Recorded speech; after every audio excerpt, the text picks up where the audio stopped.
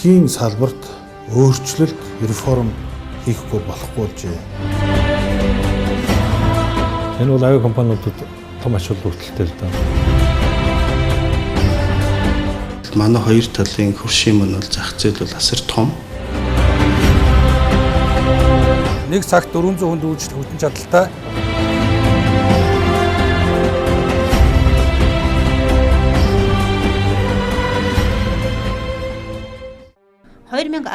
онд батлагдсан төрөөс иргэний нисгийн салбарт 2020 он хүртэл баримтлах бодлогын баримт бичигт хөрш орнуудын хил орчмын хотууд хоорондын агаарын тээврийн үйлчилгээг дэмжих.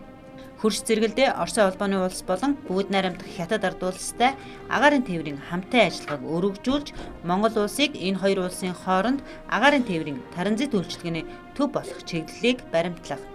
Байршлын давуу талаа ашиглан даяарчлагдсан иргэний агаарын тээврийн нэгэн бүрдэл болж Монгол улсад олон улсын зорчигч болон ачаа тээврийн бүс нутгийн хэмжээний зангилаа бий болно гэж тусгасан.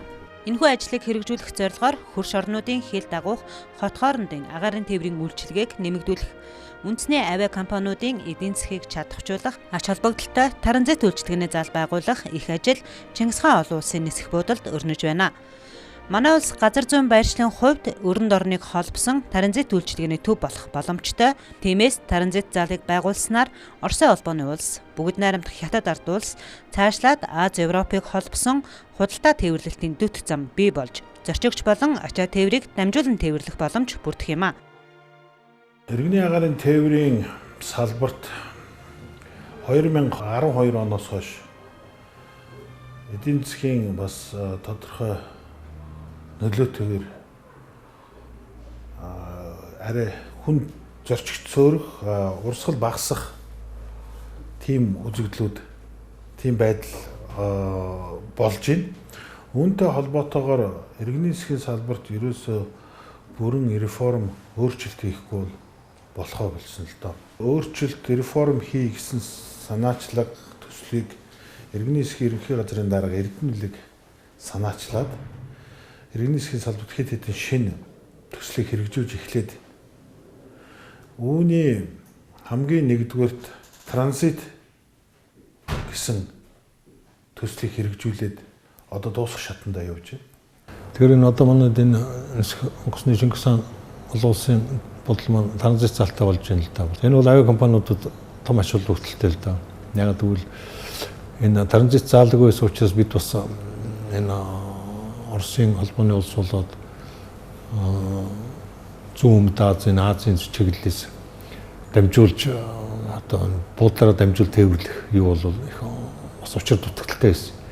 За энийг транзит залтай улснаар бид бас заавал виз авч иж явдаг юм байсан баггүй. Тэгэхээр хүн бол нэг тэр болгонтэй гэж виз авахыг одоо боддгоо. Энэ нь нэгдүгээрт төрөөс хоригдлох иргэний засгийн бодлогын баримт бичиг тусгасан хэрэгжүүлж байгаа. Хоёрдугаарт 2017 онд Монголд болох АСЕАН-ын чуулга уулзалтны гол бэлтгэл ажил. Дөрөвдөх нь гэвэл 2017 онд 17 оны 1-р улиралд ашиглалтанд орох хөшгөтийн хөндийн нисэх буудлын транзит залыг бэлтгэл ажлыг хангах зорилгоор энэ үйл ажиллагаа хэрэгжүүлж байна л да энэ нисэх буудлыг. Ерөнхийдөө энэ транзит заалыг бид нэр бий болгосноор Монгол улсыг дамжин өнгөрч байгаа одоо зорчигчдыг хайдвартай байдалтай байлгах түнчлээ одоо зорчих боломжийг одоо бүрдүүлэх юм аа. Шинээр одоо транзит заал зохион байгуулах төслийн ажил 2015 оны 7 сарын 2-ны өдрөөс хэрэгжээд явж байна. Энэ ажлын хүрээнд Чингис хаан олон улсын нисэх буудлын олон улсын зорчигчдын явгчдын танхим, явах зорчигчдын танхим 506 м²-аар, олон улсын ирэх зорчигчдын танхим 388 м²-аар тус нэмэгдэж, мөн үүн дээр 2088 м² бүхий нэг цагт 400 хүнд үйлчлэх хүчин чадалтай транзит зал шинээр зохион байгуулагдсан ашиглалтанд орохоор ажил нь явагдаж байна. Үндэсний авиа компаниудын олон улсын тогтмол нислэгийг одоогийн байдлаар танилцуулбал үндэсний агаарын тээвэрлэгч Мят компани Франкфурт, Москва, Берлин, Хонконг, Сөүл, Токио хотуудад Хүннү Air компани Манжуур хот руу, Air Mongolia компани Ирхүү хот руу тогтмол нислэг үйлдэж байна. Харин манай улс руу нислэг үйлдэж буй гадаадын компаниуд болох Оросын холбооны улсын агаарын тээвэрлэгч Airflot компани Москва, Улаанбаатар, Москва чиглэлд, Туркийн Turkish Airlines компани Истанбул, Бишкек, Улаанбаатар, Улаанбаатар, Бишкек, Истанбул чиглэлд, Бүгд найрамдах Солонгос улсын Korean Air компани Сөүл, Улаанбаатар, Сөүл чиглэлд, Өмнөд хөршийн Air China агаарын тээвэрлэгч Бээжин, Улаанбаатар, Бээжин чиглэлд тогтмол нислэг үйлдэж байна. Хэрв Чингис хаан олон улсын нисэх буудалд транзит зал ашиглалтанд орчихвол манай улс Аз Европыг холбосон гол гүүр болж дамжин өнгөрөх зорчигч тээврийн урсгал нэмэгдэж, үндэсний компаниудаар үйлчлүүлэгч зорчигчдын тоо өсөх болно. За одоо бол транзит залтай юм чинь ялангуяа энэ бүс нутгийн Сибирь талын Свердловскоос наашаа хуучин бол одоо Екатеринбургээс наашаа одоо том Сибирийн хотууд байна. Одоо манай хамгийн ойрхон Иркутск, тэгээд цаашаа Желябинск, Омск гэдэг ингээд Новосибирск. Эднэрийн одоо хүмүүс маань Улаанбаатар дамжаад зүүн талд руу орох юм бол болж байна. За Оростой бол би зүг болсон юм чинь зүгээр Орос талаас бол болно. Эргээд нөгөө энэ зүүн Азийн чиглэлийн зорчигчтай маань эргээд хоёр талдаа харьцахаар визгүй байсан учраас, визтэй учраас транзит зал бол хэрэгтэй байсан л та. За тэгээ энэ бол ингээд бас холбох, энэ бол ирээдүйдээ бас одоо хөгжих, зорчигч урсгалыг нэмэгдүүлэх нэг юм боломж бас нэгдэж байна гэж үзэж байгаа юм. Транзит зал ашиглалтанд орсноор урд нь зөвхөн одоо Улаанбаатар, Бээжин, Air China-гийн одоо SA901 гэдэг нислэг маань урд нь зөвхөн Бээжин, Улаанбаатар, Бээжин гэсэн зорчигч тээвэрлдэг байсан бол одоо транзит зал орсноор Монгол ямар нэгэн визний шаардлагагүйгээр өөр улс руу дамжих одоо Монголоос шууд нислэгтэй ямар газар үүдэн тийм ээ. Бээжингээс Air China-гийн SA901-ээр ирээд тэгээ Turkish Airlines-ийн онгоцоор Турк руу явах болцоо нэгдэж байна. Дээр нь одоо зөвхөн урд нь авиа компаниуд бие даасан маркетингийн бодлогоо хэрэгжүүлээд зорчигчд болдог гэсэн мэт одоо бие биендээ зорчигч нийлүүлэх болцоо бүр нэгдэж байгаа. Ингэснээр авиа компаниуд маань уялдаа холбоо сайжраад урд нь зөвхөн өөрийн бие даасан бодлогоо явуулдаг гэсэн мэт хамтран ажиллах болцоо бүр нэгдэж байгаа юм л да. Чингис хаан олон улсын нисэх буудал одоогийн байдлаар транзит зал байхгүй. Агаарын хөлгийн хоолой зогсоол хүрэлцээгүй учраас тогтмол нислэг улирлын хамааралтай болж үндэсний авиа компаниудын эдийн засаг тогтвортой өсөх боломжгүй байна. Түүнчлэн олон улс орон нутгийн терминал хамт байдаг учраас Монгол улсаар дамжин зорчих хүсэлтэй гадаад зорчигчдод олон улсын жишгт нийцсэн үйлчлэгөө үзүүлэх боломжгүй байдаг. Үндэсний авиа компаниуд сүүлийн жилүүдэд алдагдaltaй ажиллаж байгаагаас үүдэн агаарын тээврийн салбарт яаралтай шинжилэл хийх шаардлагатай байгааг харуулж байна. Үндэсний 4 авиа компани агаарын тээвэр эрхэлж байсан ч Business Airways компани өнгөрсөн онд үйл ажиллагаагаа зогсоосон. Тиймээс 2017 онд ашиглалтад орох шинэ нисэх буудлыг хүлээлгүйгээр эдийн засгийн үр ашиг авчрах транзит зал төслийг яаралтай хэрэгжүүлэх хэрэгцээ шаардлага нисхийн салбарт тулгарч байгаа юм. Агаарын тээврийн салбарт 2006-аас 2012 он бол хамгийн өсөлттэй жилүүд байсан. Жилдээ ойролцоогоор 25-аас 30% хүртэл зорчигч урсгал, ачаа урсгал нэмэгдэжсэн л да. Ингээ 2012 оноос эхлээд энэ маань манай эдийн засгийн хямрал, эдийн засгийн үзүүлэлттэй шууд холбоотойгоор бас уул уурхайн манай уул уурхайн бизнесийн тодорхой хэмжээгээр зогсолттой холбоотойгоор иргэний засгийн салбарт энэ маань нөлөөлөд эргээгээд иргэний засгийн салбарт бас урсгал багассан, зорчигч урсгал, ачаа урсгал бол эрс багассан юм байна. Үүнтэй холбоотойгоор Монголын иргэний засгийн салбарт үйл ажиллагаагаа явуулж исэн үндэсний 4 тээвэрлэгч компани байсан. Мяд компани, Хүннү Air, Air Mongol, Business гэсэн 4 компани байсан. Энэ компаниудаас Business Airways энэ бизнесээс гарсан. Бизнесээ зогсоосон юм байна. Энэ маань өөрөө энэ салбарт одоо хямрал, иргэний засгийн салбарт тодорхой хэмжээний эдийн засгийн хямрал нөлөөлөд энэ салбарт зайлшгүй өөрчлөлт, эрс шинжилэл реформ хийх шаардлагатай болсон. Өнөөдөр Монголын агаарын тээврийн хувьд бол одоо бүс орчмын нутгаас тийм ээ бүс одоо Сибирийн бүсээс ч юм уу хилийн ойролцоох нутгуудаас бол зорчигчдыг тээвэрлээ. Тэгэхээр ингэснээр бол бид нэр улсын эдийн засгийн тодорхой хэмжээний хувь нэмэр мэдээж оруулж таараа ягаад тэгэхээр тухайн үйлчлүүлж байгаа хүмүүс маань тухайн зааланд байх хугацаанд бол бас тийм ээ тодорхой хэмжээний үйлчлэгээ авах. Тийм ээ бид нар одоо тодорхой хэмжээний үйлчлэгийг одоо тухайн хүмүүст одоо хүргэх маягаар одоо эдийн засгийн тодорхой хэмжээний орлого оруулан дээрээс нь манай одоо хувийн хвшлийн авиа компаниуд тийм ээ одоо үндэсний агаарын төвлөгч МЯД компанид бол бас компанитай харилцан ажилласнаар бол тухайн одоо холын нислэгүүдэд бол фидер буюу одоо гаднаас зорчигч авчирж ингэж хамтран ажиллах маягаар үйл ажиллагаа бол өргөжнө гэж бол харж байгаа. Эдийн засгийн ач холбогдол бол маш их энэ дээр. Одоо жишээ зөвхөн бидний одоо урьдчилан тооцоогоор транзитаар зорчигч одоо ерөнхийдөө нэг нислэгийн 10% нь транзит зорчигч байх болов уу гэсэн тооцоо байх. Ингэснээрээ одоо жишээ нь урд нь Монголд зөвхөн Улаанбаатарт зорж ирдэг байсан бол Хятад руу явах зорчигч манайхаар дамжиж явчихна. Москвагаас ирээд Хятадд дамж. Энэ маань урсгал дахиад 10% нэмэгдэх болцоотой болчих. Энэ бүх авиа компаниуд дээр нь газар үйлчлэгээ үзүүлж байгаа Чингис хааны эсэх бодол хүртэл ашигтай эдийн засгийн хувьд. Нисхийн салбарт өөрчлөлт, реформ хийхгүй болохгүй болжээ.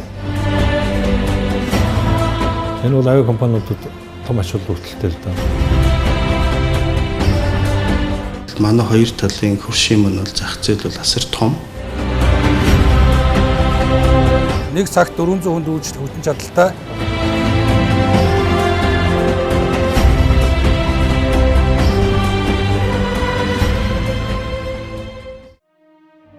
Нэгдсэн үндэсний байгууллагаас барааны экспорт, импорт болон транзит урсгалыг аль болох хямд, шуурхай нэвтрүүлэх, орчин бүрдүүлж, худалдааг хөнгөвчлөх, зорчигч болон ачаа тээвэрлэх эрх зүй орчин боловсронгүй болгох, шаардлагатай дэд бүтцийг бий болгох зөвлөмжийг гишүүн орнуудад өгдөг. Тиймээс манай улс Чингис хаан нисэх буудалд олон улсын жишигт нийцсэн зорчигчдод тав тухтай үйлчлүүлэх боломжоор хангасан үйлчлэгээний танхим, амрах өрөө, бизнес танхим, худалдаа үйлчлэгээний хэсэгтээ үндэсний соёл ахуйг илтгэсэн жуулчдыг татах үзмэр эх орноо олон улсад сурталчлах орчин транзит залд бүрдүүлж өгнө. Үзэгч таны харж байгаа энэ хэсэг бол Чингис хаан олон улсын нисэх буудлын 3 дугаар давхарт бий болох транзит зал. Өмнө нь буудлын ресторан, авиа компаниудын ажлын өрөө, түрээсийн байр гээд ашиглалт муу том талбай энэ хэсгийг эзэлж байсан юм. Харин одоо транзит залын бүтээн байгуулалтын хүрээнд нисэх буудалд саатах зорчигчдод таатай нөхцөл бүрдүүлэх, амрах өрөө, бизнес танхим, худалдаа үйлчлэгээний байгууллагууд интернет орчин бий болно. Бүтээн байгуулалт нисэх буудлын нийт 2000 гаруй метр квадрат талбайг хамарч байна. Транзит зорчигчдын нагин бол урьдчилан тооцоогоор бол нийт метр квадратын талбай бол 2088 метр квадрат талбайтай байна. Яг төлөвлөгдсөн хүчин чадлаараа бол нэг цагт нэг 400 орчим зорчигчдод зэрэг үйлчлэх тийм хүчин чадалтай иж өрн одоо тоноглогдсон нисэх буудлын үйлчлэгээ үзүүлэх тийм зориултын одоо талбайг биднээс одоо ашиглалтанд оруулахаар ажиллаж байгаа. Энэ талбай энэ ажлын хүрээнд бол Чингис хаан олон улсын нисэх буудлын транзит зааланд татваргүй орооны дэлгүүрүүд тэгээд бусад одоо зорчигчдод үйлчлүүлэх кабин, шоп, номын сан, валют солих цэг гэсэн бусад одоо зорчигчдод хэрэгцээ шаардлагатай бүхий л одоо үйлчлэгээний хэсгүүдийг бол бүрэн хэмжээгээр одоо байрлуулж олон улсын стандартад нийцүүлэхээр ажиллаж байгаа. Зураг төсөв бол үндсэндээ бол бэлэн болсон байгаа. Жишээл 2015 оны 7 сарын 2-ноос ажил эхэлсэн. Өнөөдрийн байдлаар одоо транзит зорчигчдын заалны төслийн ажил бол 45% явж байгаа. Чингис хаан эсэх буудал маань өөрөө одоо энэ транзит заалны дахин төлөвлөлт хийхээс өмнө Чингис хаан эсэх буудал маань цагт 600-аас 800 зорчигч нэвтрүүлэх хүчин чадалтай. Олон улсын талдаа олон улсын зорчигчийг нэвтрүүлэх талдаа бол ерөнхийдөө нэг 400 хүнийг л нэвтрүүлэх чадaltaй байсан. Энэ маань өөрөө юу юм гэхээр ер нь 2 онгоцны л зорчигч гэсэн үг л дээ. Энэ хоёр онгоцны зорчигчийг одоо хүн болгон л мэдж байгаа. Зорчигчийн танхимд, явагчдын танхимдаа орчхоор багтдаггүй. Зорчигчд нь маань үйлчилгээгээ бүрэн авч чаддаггүй. Чингис хаан нисэх буудлын хувьд ч гэсэн зорчигч нарт үйлчлэх, тав тухтай үйлчлэх ямар ч болцоо байхгүй. Зөвхөн одоо зорчигч нарыг цааш дэлхий одоо стандартын олон улсын нисэх буудлын стандартын үйлчлэгийг үзүүлэхгүй зөвхөн нэвтрүүлэх л тийм үү? Яаралтай нэг ямар нэг аргаар нэвтрүүлэх л тийм үйлчлэгээ үзүүлж илаа. Одоо энэ транзит заалыг ашиглалтанд орсноор энэ хүчин чадал нь 2 дахин нэмэгдэж. Транзит тээврийн үйлчилгээний төвтэй олон улсын нисэх буудлуудыг сонирхвол дамжин өнгөрч буй үйлчлүүлэгчдийнхээ тав тух амрах нөхцөл худалдаа үйлчилгээний зохицлогыг бүрэн шийдэж өгсөн байдаг.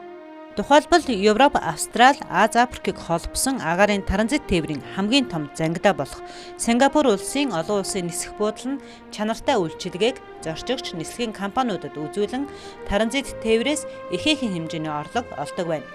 Мөн Арабын нэгдсэн Эмират улс бүх нутгийнхаа хамгийн том транзит тээврийн зангидаа төв болсныхоо хувьд өнгөрсөн онд 49.3 сая зорчигч 2.4 сая тонн ачаа тээвэрлэж 23.4 тэрбум ам.долларын ашигтай ажиллажээ. Манай улс ч 2 их гүрний дунд оршиж буй газар зүйн байршилтаа ашиглан Аз Европыг холбосон транзит тээврийн гүүр болж иргэний нисгийн салбарын хөгжлийг шинэ шатанд авчрах боломж бүрдэх юм. Бусад улсуудын тийм ээ транзит заалны жишгийг харах юм бол ерөнхийдөө тухайн зорчигчд бол дамжин өнгөрөх хугацаанд тийм ээ зорчигчд зориулсан одоо хүлээх заал шүү дээ тийм ээ нэг нислэгээс нөгөө нислэгийн дамжин суугтаа одоо хүлээх заалыг бид нэр бол транзит заал гэж нэрлэдэг байгаа. Тэгэхээр энэ транзит заалны маань жишг бол ерөнхийдөө тийм ээ тухайн зорчигчд бол ая тухтай байх нөхцөлийг бүрдүүлсэн одоо бүх тодорхой хэмжээний үйлчлэгээ тэн дотор бол байх ёстой. Тэгэхээр одоо бид нэр энэ Чингис хаан дээр хийж байгаа транзит заалыг бол мөн тэр тухайн одоо тийм олон улсын стандарт жишгт нийцсэн байдлаар бол хийхийг эрмэлзэж байгаа. Олон улсын хаб буудлуудын хувьд бол ерөнхийдөө бол та бүхэн мэдж байгаа Азтай бол одоо бүгд найрамд Солонгос улс, за Хятад, Сингапур гэсэн юм томоохон хаб буудлуудтай газрууд байдаг. Эдгээр буудлууд бол ерөнхийдөө зорчигчдыг бол нэг газараас нөгөө газарт одоо явах дамжин өнгөрөх одоо бүх нөхцөл болцыг хангасан олон улсын стандарт нийцсэн тийм томоохон буудлууд бол байгаа. Тэгэхээр Чингис хаан буудлын хувьд хэдий талбай хэмжээ бол тийм том биш ч гэсэн ер нь бол бүсийн хэмжээнд бол зорчигчд үйлчлэхэд бол одоо хангалттай үйлчлэг үзүүлэх боломжтой юм байр талбайг бол бэлтгэж байгаа. Чингис хаан олон улсын нисэх буудалд транзит зал ашиглалтанд орсноор нэн тэргуунд үндэсний авиа компаниудын эдийн засгийг сэргээхээс гадна эргэжил Улаанбаатар хотноо зохион байгуулагдах Аз Европын төрийн тэргүүнүүдийн дээд хэмжээний чуулга үйлдэлтийн бэлтгэл ажил хангагдаж олон улсын нисэх буудалд зочид төлөөлөгчдийг ая тухтай орчинд угтан авах нөхцөл бүрдэж байна. Түүнчлэн хөшгийн өндөд баригдаж буй шинэ нисэх буудлыг 2017 онд ашиглалтанд оруулахад агаарын тээврээр дамжин өнгөрүүлэх үйлчилгээг нисхийн салбар аль хэдийнэ нэвтрүүлсэн ажил жигдэрсэн байх юм а. Ерөөсөө Чингис хаан нисэх буудлын дээр үйл ажиллагаагаа одоо эхлэж байгаа транзит зал маань одоо 2017 онд орох хөшгтийн хөндийн транзит заалны бэлтгэл ажлыг хангаж байгаа. Одоо транзит заалтыг өнөөдөр нийлэхэд зорчигч маргааш нь ирдэг. Энэ тодорхой хугацааны цаг хугацаа хэрэгтэй. Үүнийг олон улсад танил сурталчлах хэрэгтэй. Дээр нь хүмүүс энэгээр явж хэвших ёстой. Үүнд цаг хугацаа хэрэгтэй. 2017 онд ашиглалтанд 1 сард ашиглалтанд орох олон улсын нисэх буудал маань одоо бид нар 2 жилийн хугацаанд энэ транзит заалыг хэвийн үйл ажиллагаатай болоод тогтмол зорчигчтой болгоцсон тохиолдолд 2017 онд хөшгтийн хөндийн нисэх буудал ямар ч асуудал байхгүйгээр дахин тийм ажлыг шинээр хийхгүйгээр үргэлжлээл явчих болцсон. Тэр сая энэ Новосибирск уулзалтууд энэ Норн Сибирийн улсуудын энэ хотуудын улс чуулга уулзалтанд оролцлоо. Сая Екатеринбургт болж байгаа юм дээр бас манайхан сая одоо оролцоод байж байна. За энэ дээр бол бид нар одоо энэ нөгөө транзит зал асуудлыг нэлээд бус авиа компаниудтай Оросын холбооны улсын одоо энэ Сибирийн авиа компаниудтай бас хэлэх холбоо тогтоож байна. наашаа өөрийнхөө энэ хувийн авиа компаниудтай бас хэлцээрүүд хийж чинь тэднээс яаж одоо тэр Сибирийн хотуудаас нааш нь Улаанбаатар руу манайх бол одоо шууд нисдэг. Гэхдээ бид бас дараа оноос Екатеринбург руу нисэх бас ийм төлөвөө бас байна. Гэх мэтийн олон одоо талт ажиллагаанууд л хийгдэж явж байна. Хэлцээр гэрээ хэлцэрүүд хийгдэж явж байна. За энэ бол өнөөдөр одоо жилийн өмнөөс эхэлсэн бараг 2 жилийн өмнөөс одоо яригдчихсэн асуудалтай зүгээр транзит бодол маань заал маань ашиглалтанд орохгүй байж байгаа ингээд цаг хугацаа авчлаа. Гэхдээ одоо нэгэнт 11 сараас бий болоод ирж байгаа үедэр бол бид одоо ингээд он гаргаад нэлээд төлхөө юмнууд бол хийгдэнэ. За тэгээд энэ мэдээж 16 онд бол энэ бол урт хугацааны үр дүн л дээ 16 17 он гэхэд бол бид бол нэлээд жигдэрчих болов гэсэн энэ төлөвөө байна. Транзит заал маань ашиглалтанд ороод үйл ажиллагаагаа жигдэрсний дараагаар нь иргэний засгийн ерөнхий газрын дарга Эрдэнэ үлгийн санаачлагаар сумдын тогтмол нислэгийг сэргээх төсөл гэсэн энэ төслийг бид нар одоо төслийн санал гэсэн энэ саналыг бид нар энэ төслийг одоо дээр ажиллацгааж байна. Бэлтгэл ажил нь хангагдаж байна. Өнгөрсөн 8 сард баруун бүсийн аймгийн дарга, аймгийн иргэдийн хурал, сумдын дарга нартай танилцуулж уулзалт хэд хэдэн уулзалтыг зохион байгуулсан. Мөн зүүн бүсийнхаа сумдууд дээр нь аймагуудаа бид нар энийг таниулах бас сурчлах ажлыг хийж байна. Төслийн ажлын үр дүнд бол Аз Европын холбооны дээд хэмжээний чуулга уулзсанд оролцох зочин төлөөлөгчдийг хүлээж авахаас гадна Чингис хаан олон улсын нисэх буудал дээр транзит зорчигчдын үйлчлэгийг үзүүлэх танхим шинээр нээгдсэн дотоодын агаарын тээвэрлэгч компаниудад транзит зорчигчдын тээвэр хийх, транзит зорчигчдын шин чиглэл нээх тийм бодит бололцоог одоо бий болгож байгаа. Транзит нислэгийн үйлчлэгийг нэвтрүүлснээр 2020 он гэхэд жилдээ 4 сая, 2025 он гэхэд 4-8 сая, 2030 он гэхэд 10 сая зорчигчдод үйлчлэх боломжтой болно. Энэ хэрээр ашиг орлого нэмэгдэж 2020 онд 1 тэрбум, 2025 онд 2-8 тэрбум, 2030 онд 10 тэрбум ам.долларын ашигтай ажиллах ажлын байр нэмэгдэх, аялал жуулчлал хөгжих гээд улс орны эдийн засагт үр өгөөжөө өгөх төсөөлөл харагдаж байна. Энэ транзит заалыг ашиглалтанд оруулахтай холбоотойгоор иргэний засгийн ерөнхий газраас энэ хавраас эхлээд ажил зохион байгуулалт явуулж байна. Үүнтэй холбоотойгоор иргэний засгийн ерөнхий газрын дарга, Оросын холбооны улсын иргэний засгийн ерөнхий газрын даргатай санамжлагт гар үсэг дурсан. Дээр нь хятад болон Оросын холбооны улсад хэд хэдэн ажлын уулзалт зөвлөгөөнүүдийг хийж байна. Хамгийн сүүлд гэхэд Екатеринбургт бид нар амбан захирагчийн урилгаар очиж Мяд компани хамт олонтой хамт очиж тентхийн Урал Airlines-тай уулзаж ирсэн. Энэ уулзалтуудын үр дүнд Оросын алс дорнодын хязгаараас Монгол руу нисэх, монголоор дамжаад зүүн Аз руу гарах сонирхол нэмэгдэж байна. Одоо улаан үдээс хамгийн түрүүнд Air Air гэдэг компани удахгүй тогтмол нислэг хийж эхлэх гэж байгаа. Дээр нь Тамир гэж компани бас судалгааны ажлуудаа хийгээд удахгүй нислэгээ хийх гэж томилгоогоо хүссэн бичиг нь албан бичиг ирсэн байна. Ингээд ирэхээр алс дорнд болон хятадын хил орчмын хотуудаас одоо Ирэн, Манжуур, Хайлаар тийм үү Новосибирск, Красноярск, Омск, Екатеринбург, Ирхүү, Улаануд энэ газруудаас Монгол руу зорчигч удахгүй нэмэгдэнэ. Яагаад гэвэл транзит зал маань ашиглалтанд орсон. Дээр нь Оросын холбооны улс Монгол хоёр хоорондоо визгүй боллоо. Энэ давуу талууд маань өөрөө Монголын иргэний нисхийн салбарт одоо сайнаар үзүүлнэ. Иргэний нисхийн салбарт үйл ажиллагаа явуулж байгаа Хүннүү Эре Монгол гэсэн компаниудад эдийн засгийн нааштай сайн талууд авчирна гэж бид нар найдаж байна.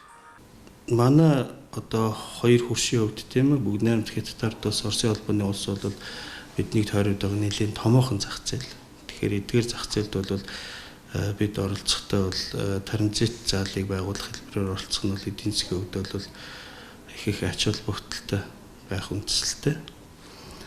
За бид нэр одоогийн байдлаар бол Оросын холбооны улсаас Улаанбаатар руу нисэх авиа компаниуд бол бас саналаа бол ирүүлж байгаа. Үүнд бол одоо Ирарио, Ангара, Тамир зэрэг компаниуд бол Оросын холбооны улсаас Монгол руу шинээр нислэгээ нээх юм төлөвлөгөөтэй байгаа. За ерөнхийдөө та мэдж байгаа одоо Монголоос бол Азийн болон Европын 6 чиглэлд бол тогтмол нислэг үлддэг байгаа. За бусад одоо гадны одоо 3 авиа компани бол Монгол улс руу нислэг үлддэг. Тэгэхээр эдгээр авиа компаниудаар дамжиж Монголд ирж байгаа зорчигчд маань Улаанбаатар одоо Чингис хаан транзит заалыг ашиглан бусад улсууд руу нисэх боломж бол бүрдэх юм байна. Явгчдын танхимын одоогийн байгаа талбай бол 506 м квадратаар нэмэгдэж байгаа. Тэгэхээр олон улсын явгчдын танхим тэгээд транзит заалны нийт талбай хэмжээ нийлээд бол одоо олон улсын транзит зорчигчдын урсгалыг бий болох бодит болцоог бол Чингис хааны нисэх бодол дээр бол бий болгож байгаа. Ийхүү Монголын иргэний агаарын тээвэр үүсч хөгжсөний түүхт 90 жилийн ойд иргэний нисгийн салбарыг шинэ шатанд хөгжүүлэх их ажлын гараа транзит заал төслөөр эхэллээ.